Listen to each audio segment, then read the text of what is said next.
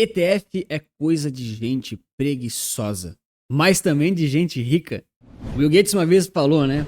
I choose a lazy person to do a hard job, because a lazy person will find an easy way to do it. Então, uma pessoa preguiçosa vai ser a preferência dele, porque o preguiçoso muitas vezes vai achar a forma mais fácil de um trabalho ser feito, de um trabalho ser realizado. E para nós aqui como investidores, o nosso foco, o nosso trabalho não é necessariamente ter o maior retorno do Brasil ou do mundo. O nosso trabalho é encontrar bons investimentos que resultem em capital ao longo de muitos anos, de forma consistente, o mais segura possível, o mais barato possível e que atendam às expectativas básicas que os investidores têm. Claro, você vai ter as suas próprias expectativas, suas próprias opiniões, mas a forma mais fácil e preguiçosa para você fazer isso, eu concordo, são ETFs. Ela é a mais fácil, é a mais preguiçosa, é a mais inteligente, é a mais tributariamente eficiente e geralmente é uma das mais baratas. Porque a taxa de administração dos ETFs ela é minúscula comparado ali com fundos ativos, né? Outros fundos de gestão convencionais. E também tem o outro lado, né? O tempo que você economiza só comprando um ETF e pagando aquela taxinha, ele volta para você na sua vida real de uma forma que muita gente esquece. Mas quem é rico de verdade sabe disso. Bom, e já comenta pra mim se você gosta de ETFs ou foge deles e quer distância. Os Estados Unidos é o país aí do mundo com o maior desenvolvimento de mentalidade de investimentos para as pessoas comuns e convencionais, né?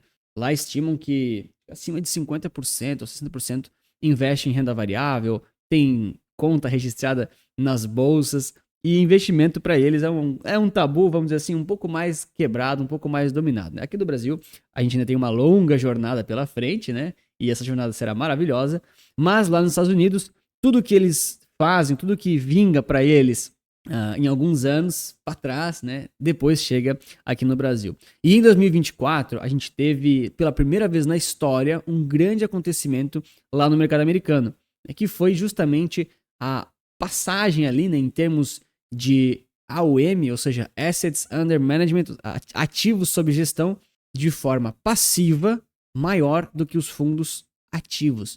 Ou seja, tinha mais dinheiro alocado em ETFs e instrumentos passivos que seguem índices do que gestores ativos que escolhem propriamente os seus fundos, né? As suas próprias ações e assim por diante, tá? Isso demonstra uma grande maturidade do mercado norte-americano, porque as pessoas lá já entenderam, já evoluíram e, claro, tem todo um contexto social, econômico, histórico que não vale tanto assim a pena ficar ativamente investindo, gastando muito tempo e muitas vezes nem batendo esses índices passivos, né? A gente vai ver agora mais para frente isso.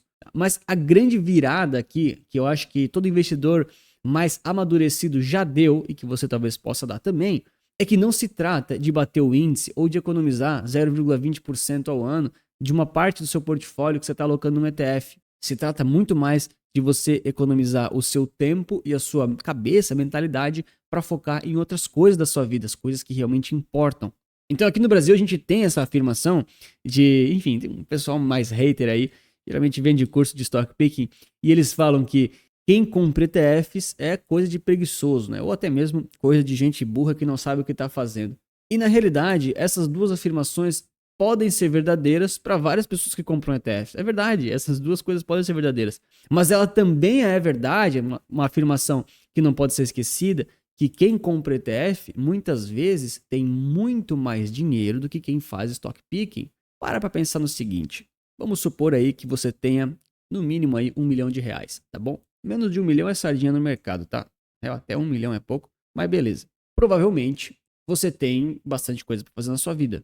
Você deve ter família, deve ter empresa, deve ter um trabalho. Talvez você é funcionário público, ou seja, você tem bastante horas ali para trabalhar, para, enfim, se dedicar ali no seu trabalho, na sua rotina. Talvez você é engenheiro, médico, advogado. Talvez você é Uber, não importa. Você tem uma atividade que não é do mercado financeiro, né? Sua renda ativa. Você vai ficar se dedicando 1, 2, 3 horas por dia para conseguir achar as melhores ações da Bolsa de Valores para comprar e aí você bateu o índice por 1, 2%? Será que isso se paga? Será que não vale mais a pena você dedicar mais tempo no seu trabalho, na sua empresa, estudando para um próximo concurso, abrindo um novo negócio que talvez seja do seu ramo, né, da sua própria formação acadêmica, do seu próprio estilo, né, que não é necessariamente trabalhar no mercado financeiro, e assim, ao longo do tempo, conseguir economizar mais dinheiro e aportar mais em índices passivos ou investimentos que façam aí pelo menos mais sentido? Bom, essa é a conclusão que todo mundo que tem mais dinheiro já chegou. Mas muitos brasileiros que têm 30 mil na conta estão tentando escolher as ações para bater o índice. E aí, meu amigo, a resposta para isso geralmente é que, cara, talvez você consiga 1 ano, talvez você consiga 2, mas e quanto dinheiro que você vai ganhar de verdade com isso? Quanto a mais que vai entrar de dinheiro por causa desse seu ganho? 1.000, 2.000, 10 mil reais? Vai resolver alguma coisa? Será que as perguntas não estão na ordem errada? Aí você vai ter que refletir e escrever para mim aqui embaixo nos comentários. E o que eu gosto muito de comparar com a evolução e a maturidade do mercado financeiro brasileiro em relação aos Estados Unidos, em relação à Europa, é justamente essa evolução que a gente veio tendo nos últimos tempos em relação aos ETFs, em relação a muita coisa, tá? Em 2018 para 2019, a gente passou por uma grande transformação no mercado brasileiro, que foi o boom dos investimentos e das assessorias convencionais. Então, pela primeira vez, os investidores começaram a ter outras soluções que não eram apenas gerentes de banco, né? O pessoal que atendia no Itaú, no Bradesco, assim por diante, e começou a ter assessorias de investimentos. Veio a XP muito forte, né? Vieram vários bancos e várias corretoras independentes aí fazendo barulho, e foi um movimento muito interessante. Mas esse mercado, ele evoluiu até certo ponto, e hoje a gente tem aí a nova epidemia, né? Qual que é a nova epidemia no mercado financeiro brasileiro? A epidemia das comissões e dos assessores.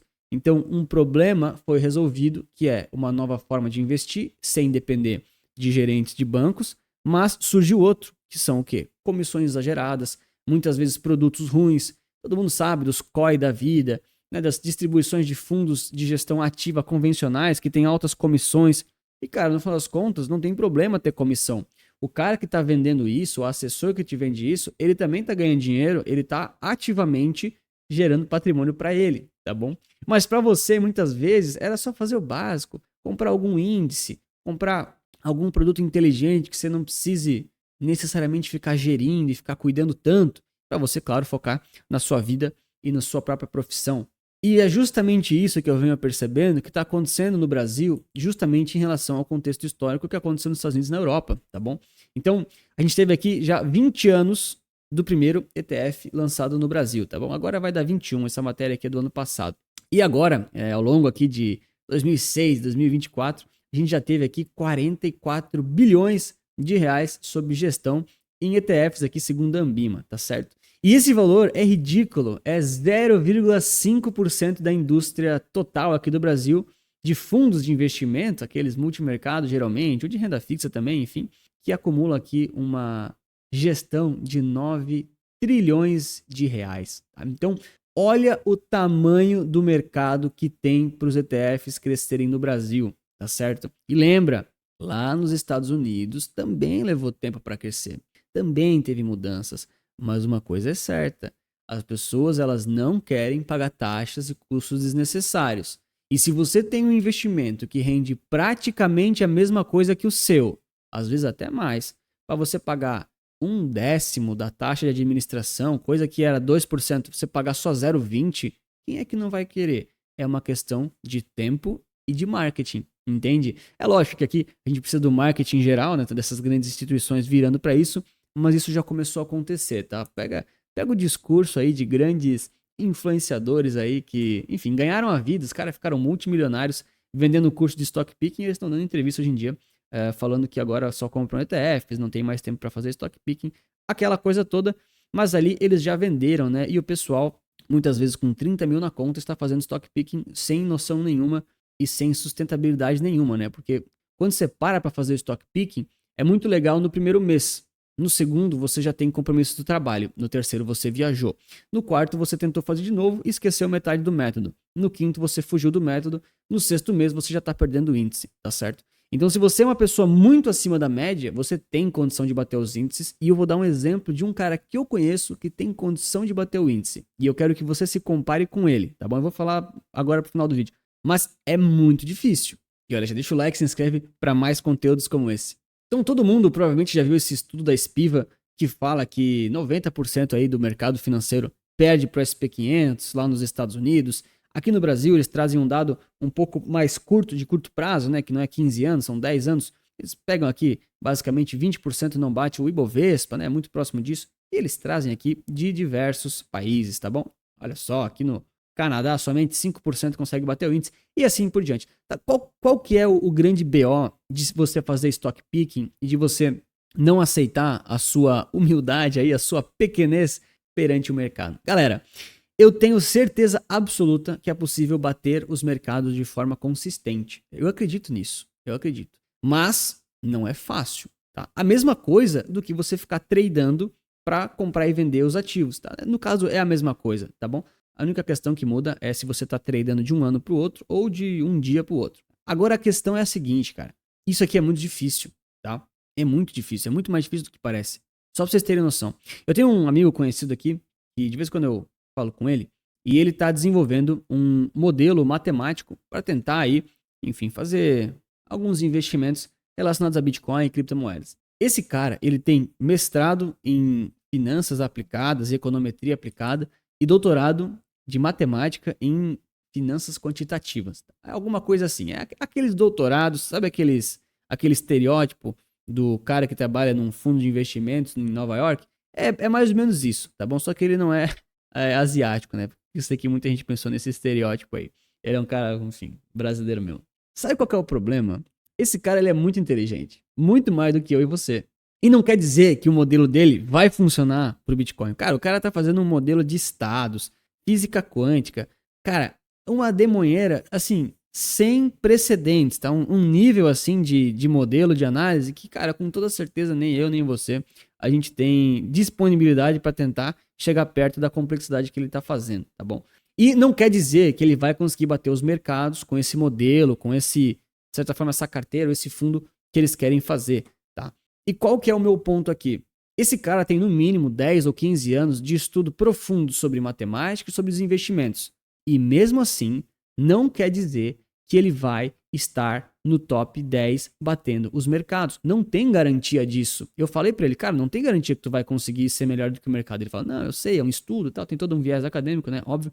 Mas o meu ponto aqui é o seguinte, quando você assume que as suas escolhas de ações e de ativos vai ser melhor do que 10,5%, perdão, né? Vai estar dentro desses 10,5% que são melhores do que o mercado, se você vai ser melhor do que 90%, você está concorrendo com esse cara da física quântica, com esses nerdola matemáticos que são inteligentes pra caramba e trabalham muito mais no mercado financeiro e com esses modelos matemáticos ultra complexos do que você, que provavelmente tem um trabalho, tem uma família, tem um emprego, é funcionário público, tem uma empresa, tem coisa para fazer, entendeu? Então, se os caras que ativamente trabalham no mercado financeiro e são muito inteligentes, galera, tem gente aqui no canal que fala que eu sou arrogante, que eu falo umas coisas, mas é justamente o contrário. Eu sei da onde a minha humildade tem que começar, porque daqui eu não vou vencer o mercado.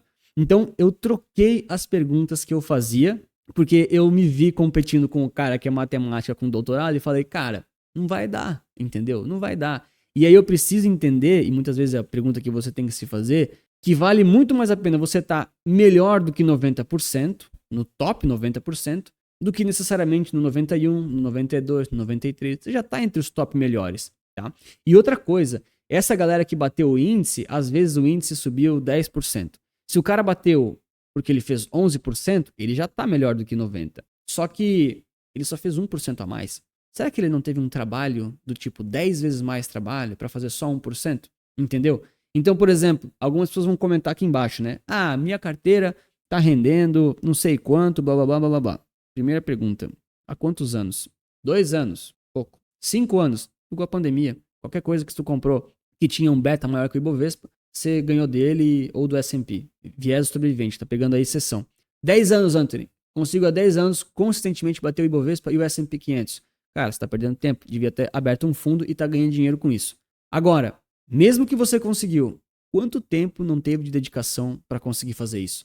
Ou vocês acham que se tu fizer um curso basicão para analisar o status invest, preço sobre valor patrimonial da cota, isso vai ser suficiente para fazer stock picking e bater os índices no longo prazo? Cara, vocês têm que lembrar que tem no mínimo 10, 20, 30 mil analistas desses matemáticos com um modelo ultra complexo olhando direto todos os mercados do mundo, cara. E um monte de IA, um monte de robô. Não é fácil, galera, não é fácil. E eu entendo, é possível, mas eu acho que não vale o risco-retorno.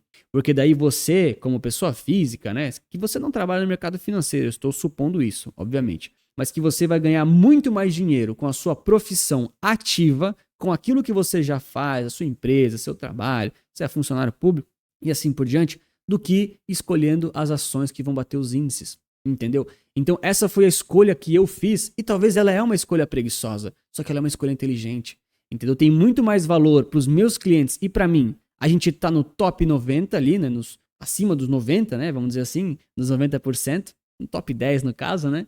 E seguir trabalhando na nossa vida convencional do que tentar surfar ali ondas passageiras de ações passageiras que podem bater os índices, mas que são difíceis, cara. Então, ao invés de surfar as ondas, eu prefiro muito mais navegar com o mercado. Independente para onde ele vai, eu tô indo junto. E eu sei que no médio e longo prazo ele vai para cima, porque é assim que a economia funciona.